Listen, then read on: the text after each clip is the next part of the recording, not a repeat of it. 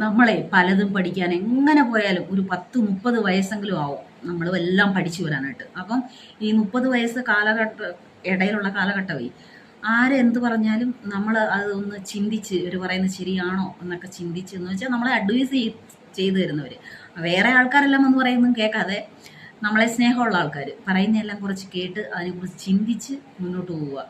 അപ്പം കാരണം ഇത്ര നാളും ഞാൻ എൻ്റെ ഒരു ഇതിൽ നിന്ന് ഞാൻ പറയുവാണ്. കാരണം പലതും ഇന്ന് ഞാൻ ചിന്തിക്കുമ്പോൾ പലതും ഞാൻ അനുസരിക്കാത്തതിൻ്റെ കുഴപ്പങ്ങൾ എനിക്കുണ്ട്.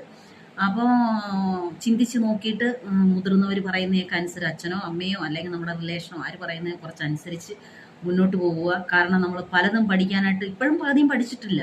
പഠിക്കാൻ ഒരുപാട് കാലഘട്ടം നമുക്ക് അനുഭവങ്ങളാണ് നമ്മളെ പഠിപ്പിക്കുന്നത്.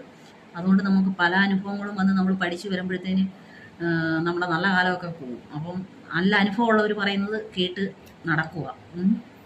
ഇത് എൻ്റെ അനുഭവമാണ് പറയുന്നത്. ഇതൊക്കെ നിങ്ങൾക്കറിയാം, ചുമ്മാ അതങ്ങ് പറഞ്ഞതാ.